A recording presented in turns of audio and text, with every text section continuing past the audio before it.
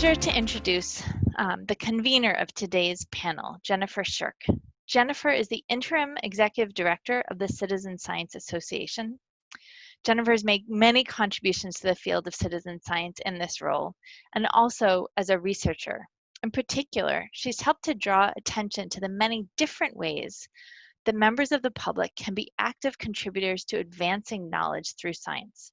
She's contributed several practical and influential publications, and including leading the 11-member team of authors who wrote the paper called Public Participation in Scientific Research, a Framework for Deliberate Design. This is a paper that I reference frequently.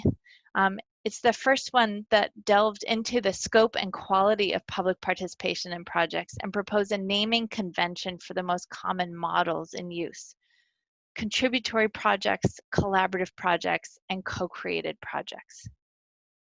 Jennifer earned her PhD at Cornell University. In her thesis, among other things, she explored the many ways that citizen science work offers novel opportunities to scientists and influences them. In her introduction, she wrote that one of her goals was to provide the wider community of scientists, potential participants, peer reviewers, supervisors, and colleagues with visions of the kind of research opportunities and outcomes that are possible through citizen science partnerships.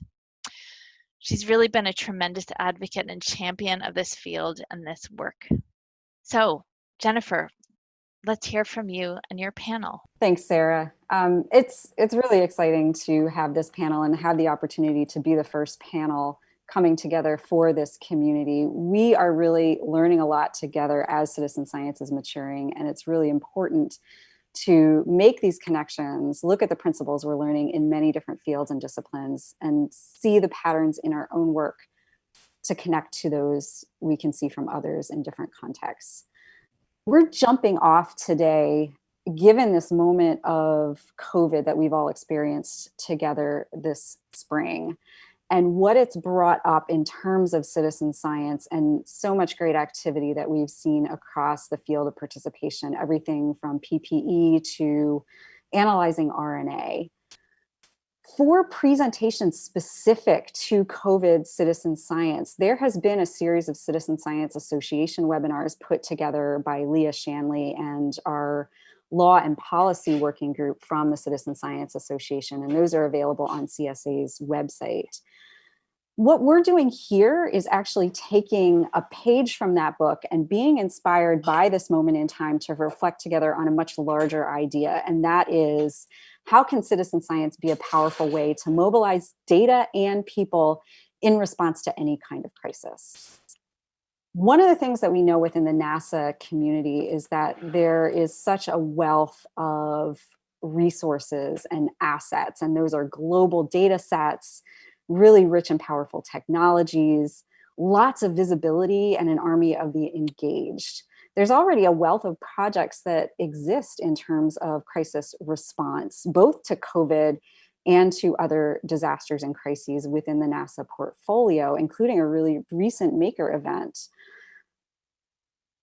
What we want to do here is bring together some of those conversations to reflect on what's transferable potentially to our own work, and ways that we can reflect on what our projects or assets might be well built for, and ways that we could effectively put those things into service if we have such an opportunity in a moment of crisis. And so for this panel, we've invited 4 experts in rapid response work to add their perspectives and engage yours. Each one has been involved in work this year related to COVID-19, but each also has a much longer history of doing rapid response and crisis response work through science and partnerships with the public. And these cut across a broad spectrum of research areas and styles of participation. I have to say that we could have a really engaging hour with any one of them on their own. So to open up this conversation of what is the role of citizen science in a time of crisis, what's the balance of people and professionals as we think about this work, I'm going to go ahead and get straight into introductions of each of them and a little bit about the crisis that brought them to this work. So I'm going to start with Shannon Dosemagen. Shannon is a Shuttleworth Foundation Fellow, currently directing the Open Environmental Data Project. And Shannon, I know for 10 years you led the nonprofit Public Lab, which I know began in response to the 2010 Gulf oil spill. To kick things off, can you give us all a sense of how that experience introduced you to the idea of connecting science and engagement in service to rapid response work? Sure. Thank you, Jennifer. And I would say that I actually came to this work from the other side of disasters, the ones that are hard to see, that are many times invisible, that take a long time to slowly unravel over years. And the work that I was doing was very closely related to the BP spill. I was working with communities that sit next to big oil and gas refineries and lining the Mississippi River. And it was at that point that I had some of my first and most impactful experience on how data can be impactful in telling and sharing the narratives and stories of people who are collecting that data. So it wasn't so much about, creating data sets that were rich and robust and would lead right to regulation changes or enforcement activities, but it was about socially situating how that data and information was being captured. So on the steps of a church or on the playground of the K-12, that would tell the story of the air that people were breathing. And so I come at this not necessarily in the early days from a big data perspective, but really in thinking about local community collected data sets. And that ended up leading to the work that I ended up doing with the BP oil disaster. And this kind of period, 2008 to 10, was very, exciting in terms of civic technology and crisis mapping, the rise of civic science and kind of the robustness of crowdsourcing in citizen science all coming together. And one of the first projects that I worked on during the BP spill was applying an early form of Ushahidi, which is a crisis mapping platform, to get people basically sending in information on what they were seeing, what they were smelling, what they were experiencing as they were out on the BP oil spill doing cleanup or other types of work. Interesting for me as an organizer was that without all of the infrastructure in place to be able to receive that information and give it back to people in a useful format so that they could make informed decisions and choices for themselves and their communities, the crisis mapping platform was not a robust system for us to work on. So one of the things that we started doing in an effort to help people tell their own story was to launch balloons and kites above the oil spill with point and shoot cameras to collect lots of images. And so I would say over the course of the spill, we collected something like 100,000 images, mapped over 100 miles of coastline, and gave people ways to engage in the spill in a way that was unique and impactful and didn't require them to go through hazmat training. So I really think about how the use of science, the use of data, and the use of technology are not silver bullet applications or the only thing that is going to get us from point A to point B, but can potentially at points be used and telling a more robust story around the places that we care about. Thanks, Shannon. I appreciate hearing about that, that real interplay between the stories and the data, and some of the images that brings to mind of people using new technologies to explore and map their terrain and the issues that they're facing. I want to turn now to introducing Angela Eaton. Angela is the America's Director of SafeCast, which is a nonprofit that was born out of the need for trustworthy radiation data following the Fukushima Daiichi nuclear disaster in 2011. Angela, I'd really love to hear more about how SafeCast was able to mobilize and affect change in response to that particular crisis. Okay, so as you mentioned, SafeCast was born out of a response to an information vacuum.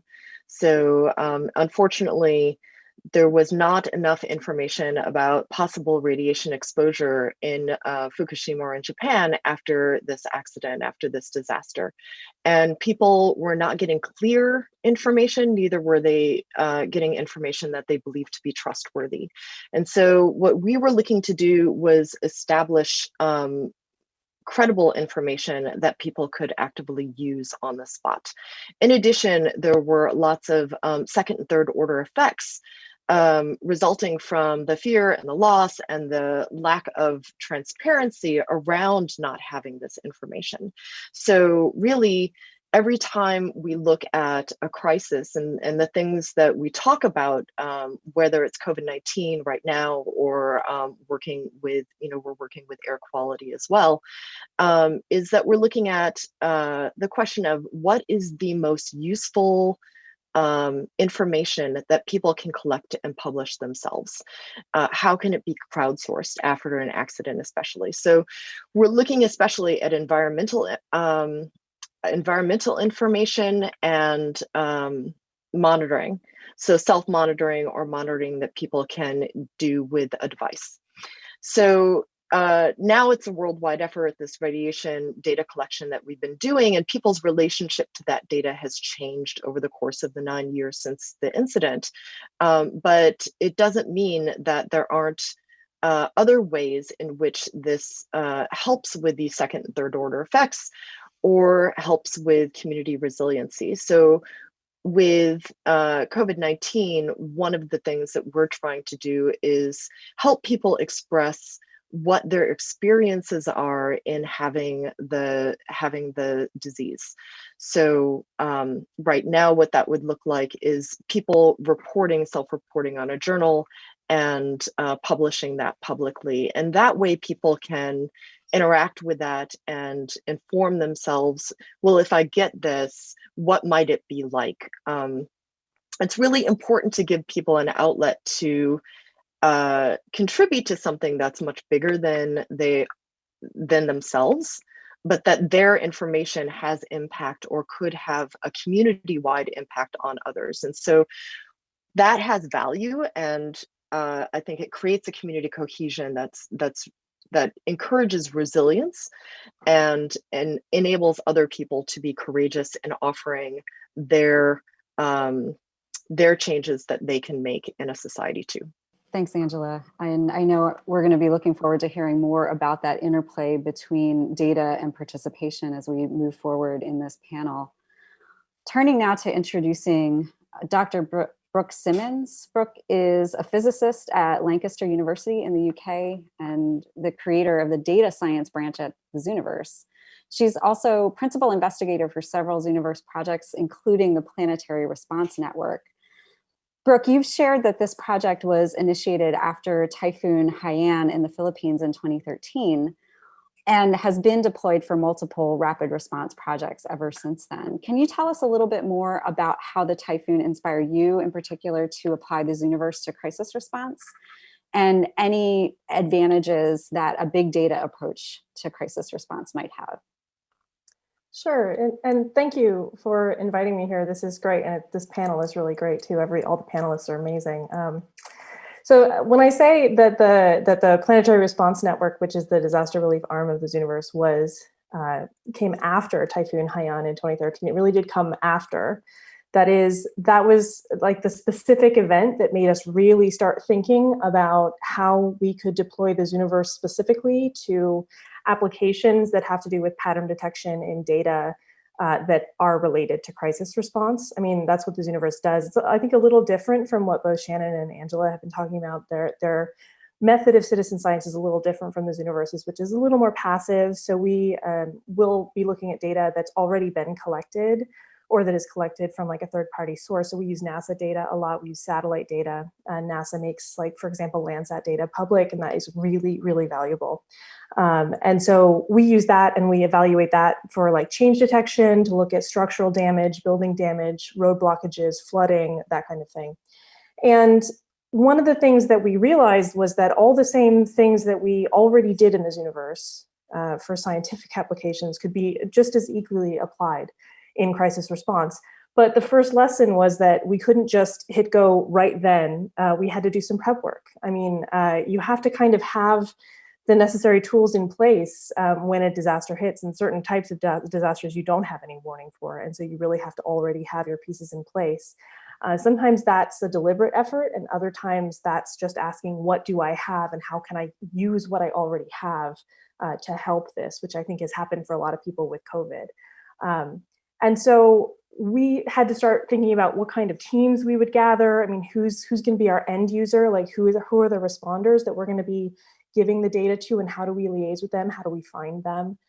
How do we do the data analysis, the prep work that's required to kind of get it into bite-sized pieces so that the citizen scientists can look at it and give us their information? I think one of the strengths of the Zooniverse is that we have a big crowd. So we have over 2 million registered users. It can be a strength or a weakness that they're not geographically uniformly distributed. That is, a lot of us are in English-speaking countries, a lot of the community is, and a lot of those countries actually aren't as stricken by certain disasters. And it's not entirely true, but a lot of the disasters that we deal with are actually in countries that don't have a huge Zooniverse presence. So it's a lot of people who want to help a thing from afar instead of doing data analysis work on their own data. And that means that we get a different kind of response, and we just have to think about how to do that. But we can then work on really like large scale problems, which is useful.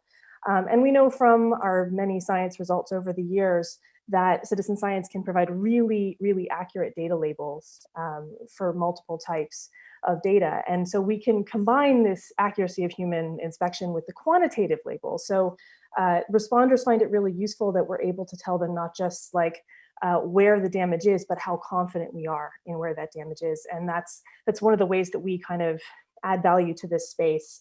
And one of the things we're working on right now that really relates back to kind of the bigger data aspects and how we use that for crisis response specifically is training algorithms. So we're using the really high value inputs that we've gotten from our previous deployments, of which I think we've had 5 now, from those previous deployments, and training those for application immediately to new imagery so that basically the machine can make a really good initial guess that we can give to responders for their very early triage. And then we can bring in the crowd for the really accurate labels that takes a little bit longer. And so we can provide a response in stages and basically save as many lives as possible. Lastly, I'm going to turn to Dr. Sophia Liu. Sophia is an innovation specialist at the U.S. Geological Survey. She's also the crowdsourcing and citizen science coordinator for USGS and co-chair of the Federal Crowdsourcing and Citizen Science Community of Practice. Sophia, I know that in 2017, in response to Hurricane Maria, you helped initiate the FEMA crowdsourcing unit at the National Response Coordination Center. How has your experience in researching and responding to public engagement during disasters inform what you've seen unfold in how the public has contributed this year to the response to COVID-19? Yeah, thank you for the opportunity to share some of the experience I've done in the past and to be a part of this panel, because COVID-19 has been a very unique crisis that's affected the whole world. And I think there's a lot of opportunity that we can learn from what's been happening. So when Hurricane Maria happened in 2017, I had a colleague have me basically engage with the FEMA crowdsourcing unit in terms of establishing how we might engage with digital volunteer networks and leveraging some of the crisis mapping digital volunteer groups that emerged in response to the Haiti earthquake. And so part of it was helping to connect them and establish rapport and build relationships with these digital volunteer groups, which is a new experience for them. And just one example of a project where we worked on after Hurricane Maria was GIS Corps essentially was helping to get the status of various hospitals, since they're trying to understand what's the status of, in particular, 71 hospitals. But over time, these volunteers was able to get a variety of kinds of information, and sometimes much quicker than the official response efforts, using untraditional sources of information, whether it be online or through radio, a different approach than how we authoritative kind of sources take to it. So it was a great way to explain, what's the power and potential for engaging with a wide variety of volunteers in both the online kind of aspect as well as on the ground. And also what was really interesting to look back and think about was realizing the importance of public-private partnerships and how we saw a lot more of that happening in response to COVID-19. So in particular, they've worked with Waze, Gas Buddy, and Google to leverage some of their existing crowdsourcing platform, as well as their users and the data that is a part of that. And so I think what has also made me look back and wonder is how important mapping over time is. And this is really where the crisis mapping network that emerged more or less after the Haiti earthquake is why we are often looking for these types of visualizations that have a map but show information over time. And so to me, when I look back at what we've seen is a lot of what I call curated efforts, socially distributed curation, something I wrote about more in my dissertation. But essentially, these digital volunteers and all these various crowdsourcing and science efforts are trying to curate information, find and aggregate, organize and categorize, verify, analyze, present the information, and visualize that information in a way that makes sense for the end users. And oftentimes that's somewhat similar to this more systematic approach to how we conduct scientific research. And so that's where I think there's a lot of great crossover with these kind of crowdsourcing digital volunteer efforts that are happening during disasters, and how we can learn from it in response to these major ones that are affecting all of us. And so I'm happy to explain more in detail as we go through the various discussions with the panel, but there's an amazing amount of efforts in developing visualizations, as well as bringing together different types of volunteers with different skill sets, such as the maker movement and people who know how to sew or who have 3D printers to respond to the personal protective equipment issue, PPE, and having a lack of that, and a variety of other aspects, and thinking about how do we look at contact tracing and the various ways in which we actively and passively crowdsource information from the public to inform disaster response as well as for science purpose. So I'll stop there and look forward to some of our discussion here. Wow, Jennifer, you have pulled together an impressive panel. It's really interesting to hear. It's just so fascinating to hear all these different perspectives and to recognize that citizen science now is maturing, and the methods that we have, but also the communities that have been established and the leadership that you've brought together here are this incredible force that can be leveraged and moved into action in response to crisis. So before we open it up to the audience for questions, I'm sure that you have some questions to ask of your panelists, so I'll let you do that.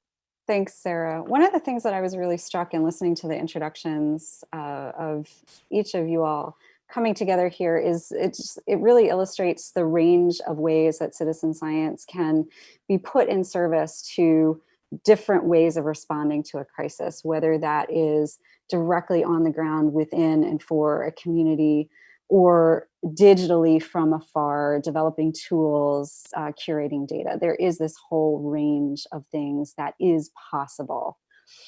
I wanted to kick things off by inviting us to think with this audience attending this particular webinar series, especially noting that NASA really comes at this as a big organization with many powerful resources that could be leveraged in times of crisis, these data sets, visualization skills, and so forth.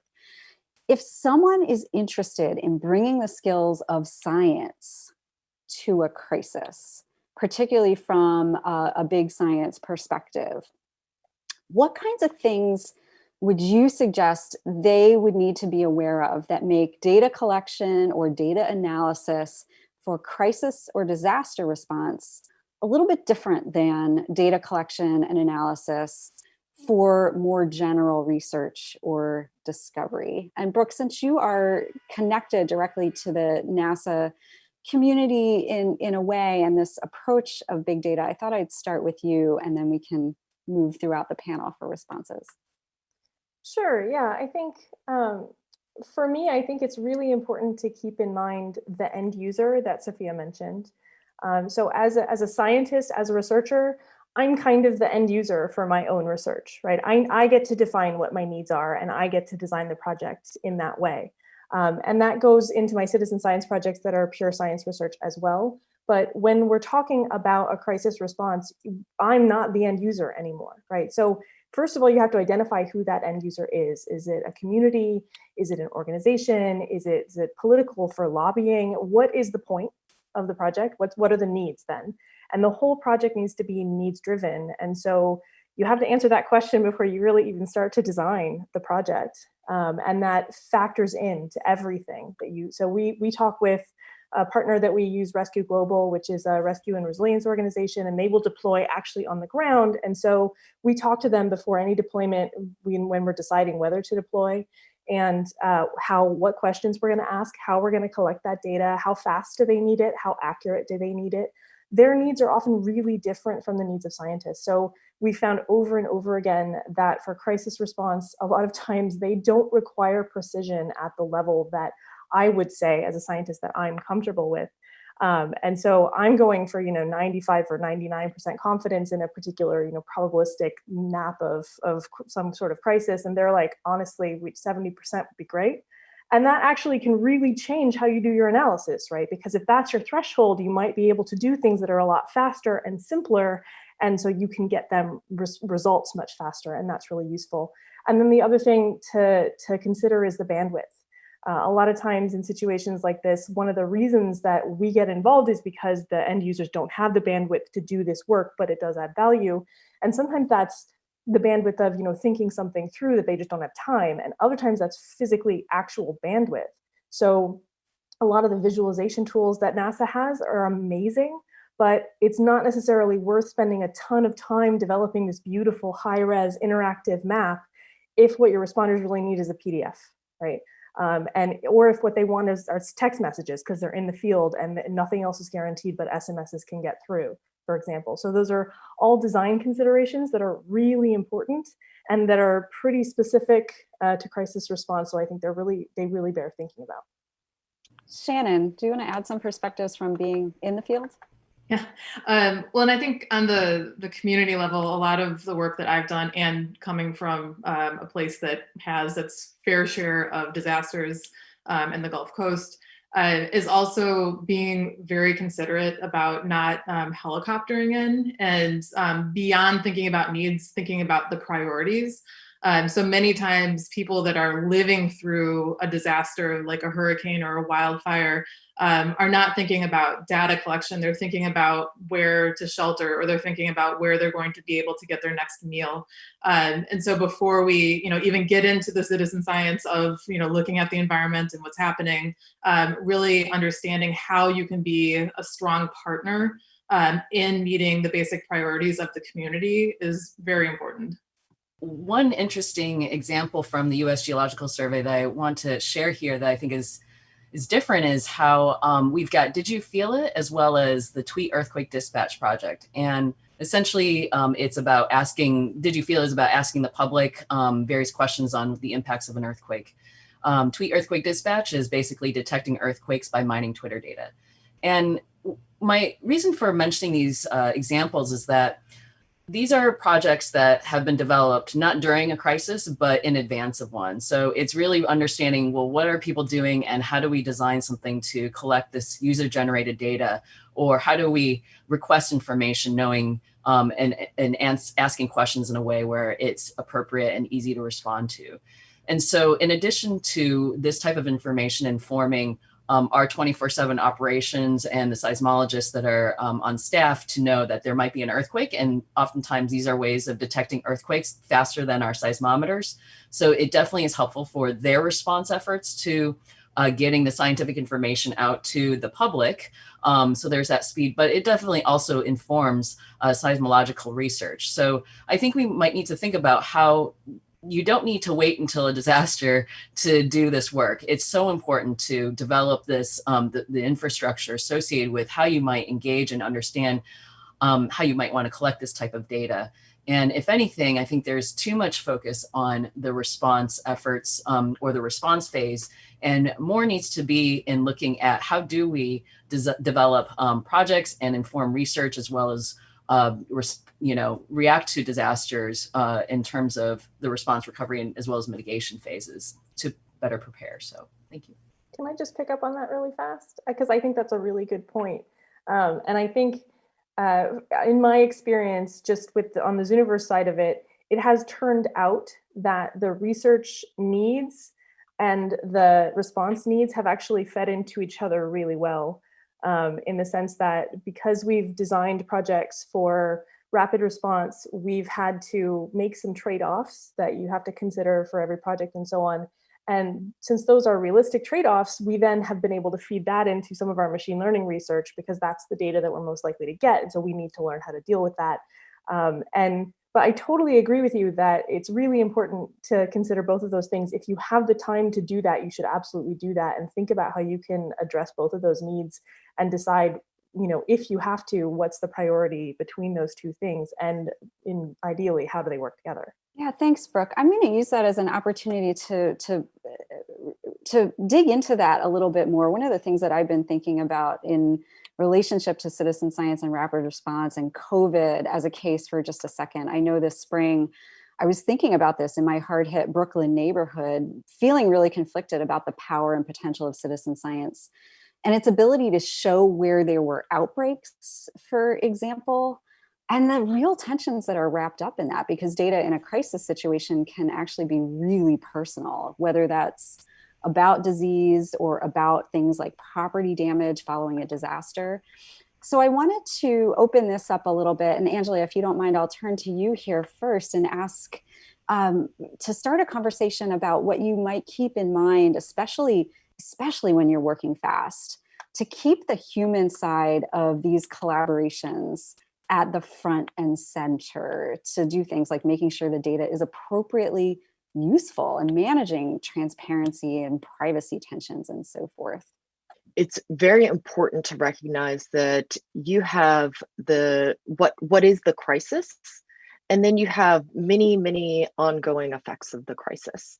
So a lot of times what ends up happening is that people may be affected by the crisis, but not primarily. So we're all being affected by COVID-19, but we don't all have COVID-19. But there's things that we are presented with, we're given lots of information about it, where it might be, or what we might know collectively about it. But is that really useful to me if I don't really know what to do with it? But I do know what my direct experience is. So one of the things that we're trying to do right now in response to COVID-19, two things. We're trying to communicate with people that are trying to meet the first order needs, the PPE needs, or the personal protective gear needs, the needs of people who, there were a lot of ventilator questions out there. But now, that conversation changes really rapidly. What are the first order needs? But the second order needs, maybe how do I get to my job? How do I deal with being ill? How do I get how do I find out whether or not it's safe to be how far away from people? Those are things that I'm experiencing and that I can actually report on. And so it's important then to find the types of experiences that people can contribute to because they are directly experiencing them or engaging with them themselves. And then that contribution can affect other people and how they experience the crisis. So that is one way that a lot of people can find worth and value in the thing that they're doing, and not just receive a bunch of information and have that information not really be something that they can act on. Shannon, do you want to add some dimensions to this? Yeah, and I think that COVID is a really good example of some of what's been mentioned so far about the necessity of being prepared rather than being reactive. So we've seen, especially in the open source world, massive scale ups of projects that, come together, and there's engineers and, lots of different people trying to build protective equipment or trying to address the COVID issue in different ways that then are met with, age-old regulations. So hopefully this is also a moment where we are going to think about what we've learned from this experience and either, see our way in a more kind of prepared fashion through the rest of the pandemic, which we, now know is going to be a long time, or we'll be ready, in a potentially similar situation in the future.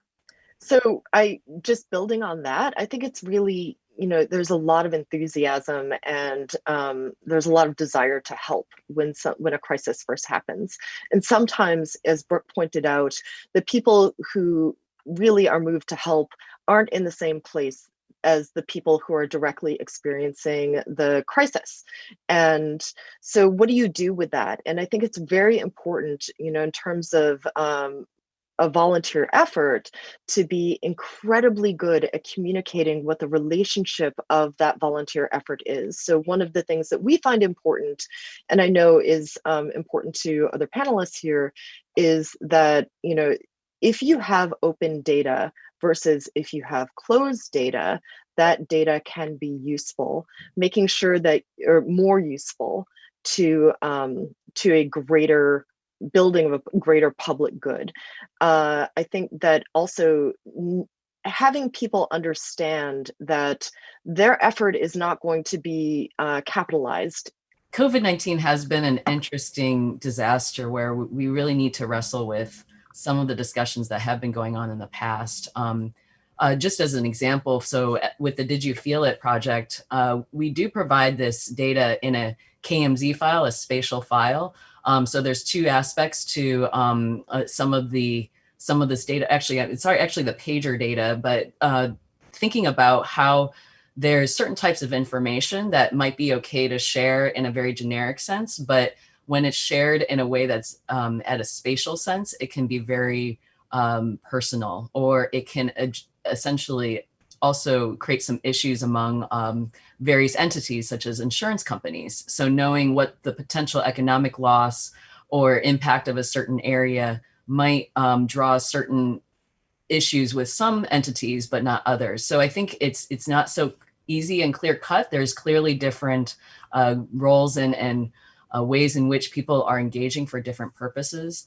Also, another type of information that's been an issue is missing persons. So there's a lot of people that post information on social media of this person is missing, or please help me. Here's all the very detailed information about myself. And so during that very particular time, that information is very important and valuable to get it to the right person that can help. But this information now exists in a place that could be where it could be nefariously used. And so how do we balance the need for getting information out there, but then also protecting our privacy?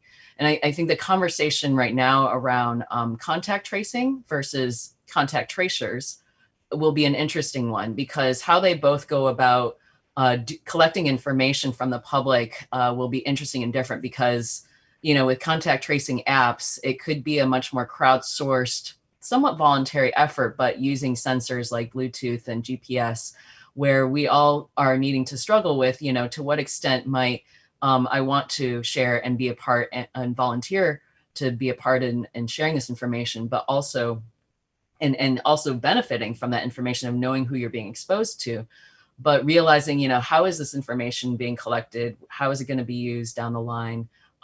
What exactly is the end goal here, that we all feel like we're contributing and aware and transparent of its impact. So I think that really goes back to Angela's point as well about communication and trust in the community.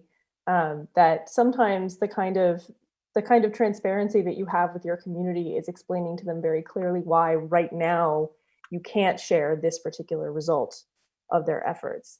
And we've dealt with that sometimes with some kind of mapping that we're presenting, and even if it isn't actual personally identifiable information, as you mentioned, insurance companies could use it in a certain way, but also you could have somebody deciding, my grandma's in that area and I haven't been able to get in contact with her, and I know a shortcut and I can't see that the road is blocked, so I'm going to go in. And our responders have had to deal with situations like that, where someone uses information that's in the spirit of openness distributed and then ends up having to be rescued as well. And so there's always risks that have to be mitigated, and I think it's really key to communicate with your community what those are, and that actually can build trust, oddly, when you're very clear about how you're dealing with that risk.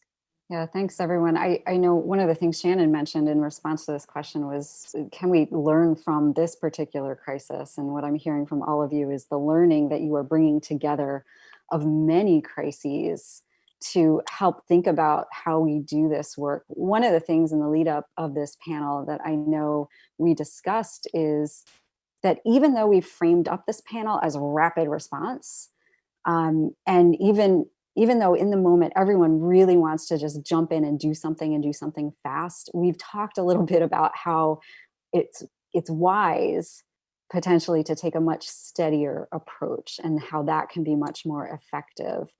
And I'm wondering if we can talk a little bit about what we've learned and what can be gained by fighting that instinct to just jump in, and even what some of the risks might be of responding too quickly in a moment of crisis.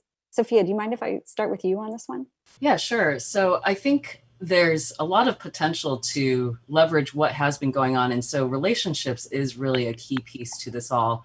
I think there's a lot of people that want to help. And sometimes in this moment of a lot of people wanting to help, especially in response to disaster, there are some people that really want to have recognition and that sort of lose sight of the goal of why we are all helping and how to best coordinate. And so building those relationships early on in that report is really key. And there's a great talk by a person that helped create Crisis Cleanup, where he really points out the importance of relationships. And so I've also seen, where some people have burned bridges, where the personalities can be so strong, and the need for trying to take ownership of something can really get in the way of wanting to be more collaborative. And really the goal and the hard work is coordinating versus competing.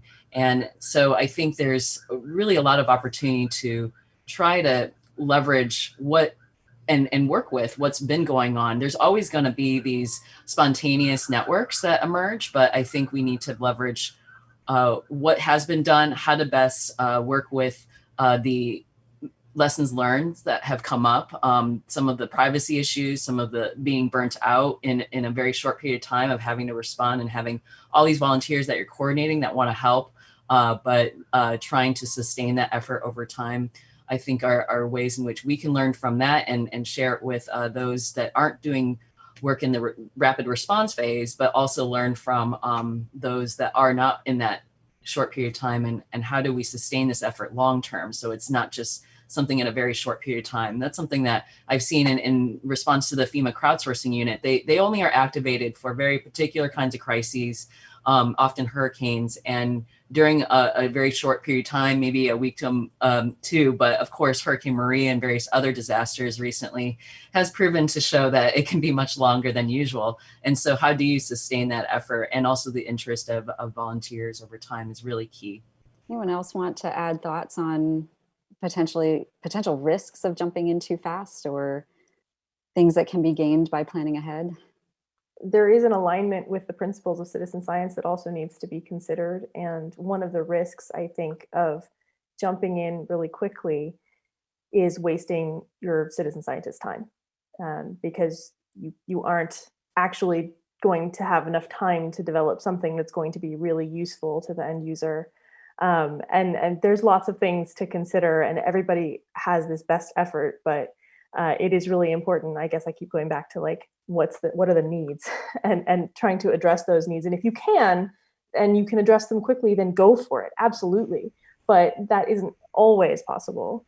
And I think Sophia's point about collaboration is really important. One of the other risks, at least for us in the Zooniverse, that we're constantly trying to ask ourselves is, are we duplicating someone else's effort? Because that's the last thing we want to do. And so we try to kind of fit a niche somewhere where we're delivering something that fits in kind of a tiered structure in terms of like the triage needs of responders and stuff. And there's also some communication things that are, if you're working with NGOs or you're working with other organizations, then that anything that isn't from your background. So my background is as a physicist. And so the way that I work is a little different from the way that they work. And there have been some communication problems just because we're talking across each other and we don't even realize it. So sometimes those types of things should be ironed out, I think, first before you go. you're absolutely right that duplicative effort is key, and something that we noticed with the FEMA crowdsourcing unit. In certain volunteer groups, we're doing similar things, and we tried to help facilitate, having them coordinate better together. But I think there's a real need to realize that, especially in the case of COVID, I think as well, and then in the sense of where a lot of more environmental justice types of projects and what some might consider true citizen science projects is that often, or more community-based projects, is that the community, those that are directly being affected, those that will truly benefit from the project, are the ones that are helping to lead it. And so as a federal agency, if maybe we are the end user, then that's great. But we need to think about how the users, that the volunteers might not just solely be there for doing what some might sometimes label as free labor, which is not really the best way to talk about them. They really can be collaborators. They sometimes are maybe the ones that could be benefiting from the project itself. This is something that I'm learning too in one of our projects called the Indigenous Observation Network, where, in addition to them helping to collect the data, they truly benefit from the data and the science that is produced from it. And so that's even more of a reason for why they collaborate and contribute to it. So that's an important piece to think about them, not as users or volunteers that are disconnected. And I think with COVID-19, that's become very important. I bet many of the folks that were participating were those that felt like they were going to benefit from that participation among others. I think that's incredibly key. So things that Sophia and Brooke are bringing up, that if you are distinguishing yourself, if you're distancing yourself from the end user, or finding yourself trying to help somebody else, then you've already kind of lost the game in terms of what real like a real powerful response in citizen science can be. Now, there's definitely, like, you can't claim to be experiencing something that somebody else is experiencing. However, I think it really needs to be needs driven from the, whomever is experiencing the direct effects of the crisis. And so, whether or not you participated in actual data gathering or generation, or you participated in with funding, or helping with the platform, or distributing goods, there's part of that is a direct response, that is a community response, and seeing yourself as being part of that, as a responder, and also a user of that data, a user of that shared experience, and how that shared experience is expressed in data is very important. So it's very, like, the reason that you don't start something on day one and that you find out a little bit about what the evolving needs are is because you can be more effective in helping to control the community damages that might happen after a crisis by looking at what emerges as a need over time, rather than what the first need is. So some of the things that I'm hearing are really pointing to putting a lot of thought into this up front. And Brooke, one of the things that you mentioned, and I'm using this as an analogy here, is the structures that first responders use for triage. If we were to think about citizen science up front, what might similar structures look like? What might infrastructure for rapid response, crisis response, citizen science look like? Shannon, I know this is something you're thinking a lot about right now. Yeah, and I think it's important to think about infrastructure in many different ways. So we have our physical infrastructure, we have our social infrastructure, we have digital infrastructures, and infrastructure can both perpetuate or help alleviate inequities.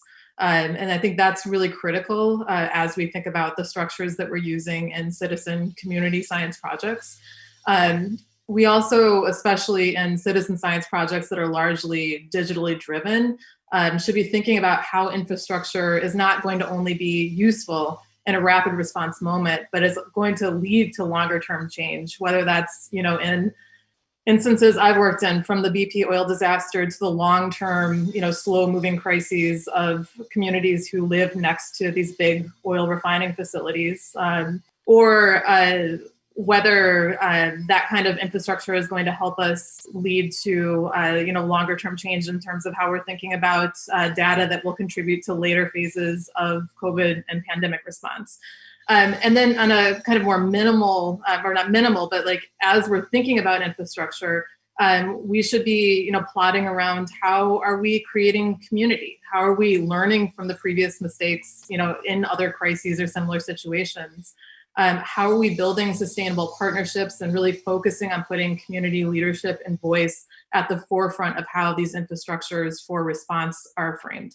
So one of the things that we're seeing is that, a lot of people are speaking to it, but to name it, we're talking about community resilience and building communities, making sure that communities are participating ongoing and that they can benefit from the effects of the citizen science or the work that's being done either for them or with them, and hopefully with them on their behalf, but also participatory. So one of the things that we find is that unfortunately, because of poor communication around the Fukushima disaster, there was a lot of lost trust. And that we see is still affecting how the Japanese government is being able to communicate and affect positive things that they want to do, or not. They're recreating some of the problems that they've had before, and in establishing or reestablishing that trust with their communities. So unfortunately, when you have a bad reaction or a bad interaction with a crisis between, say, the community and government, or the community and whomever they feel is in charge, if they don't feel like they have agency, then that can then affect the next disaster. If you are establishing good rapport and are finding good ways for people to participate and donate their time and their energy and their data and their money and their efforts, then that can also help in the next crisis as well. I want to second what Angela's saying, and I think one of the reasons that I'm working on the current project I am is thinking about all of the lapses that we have in the way that environmental information does or does not flow. And I think this is really a critical place that everybody who's working on citizen and community science should be thinking about how information is getting back to communities, about how community data is being used in ways to influence policies that are going to be in support of community priorities. So really thinking about how we create that infrastructure so that we have more solid lines of communication is imperative. I think I was thinking about an example or two of this, and one of the things so we had a project completely ready to go in Indonesia after the tsunami there, was it 2 years ago now? And in the end, we didn't deploy because we hadn't ever worked in Indonesia before. Our responders hadn't ever worked in Indonesia before. And it turned out that the government there didn't really have the trust in all of the responders. And so they were only letting certain ones in. And so it turned out that no one was going to use our work. And so we didn't end up deploying. And that was an interesting example of, they were trying to build a rapport on the fly, but it just wasn't quite enough at the time. So I think that's kind of a partnership, a longer term partnership that's important to build. And then the other thing that I'm thinking of is an example of a group that I'm not even involved in, but I know people who are. It's the Virtual Operations Support Team, or a support group. And they are trained, really well trained responders, but they're not responding to something in their own community. They are a network of people who provide support to the responders from afar. So a lot of them will be like firefighters and paramedics and so on. They're just, if there's a tornado in Oklahoma, they're not in Oklahoma. And so they can help because the people who are there are absolutely swamped. And so they need to have the information basically pre-vetted. If there's a lot of information to be had, like on Twitter or other types of things, but they need that to be vetted. And so that's what the VOST does. And one of the things that has always struck me as really interesting about them is they've kind of developed a language of communication that's very, it's very like shorthand of saying, we've detected an event, someone needs help, something like that. And they can put this information in a very short format. So like old school texts, they can send it in that short format, or they can tweet it. And even if they're using someone else's Twitter account, it's in such a format, has the right everything. It's still reliable for the people who are collecting it. So it's actually really helpful to develop that kind of thing. I think it's a really interesting example. So time is flying. Let's open up to the live audience.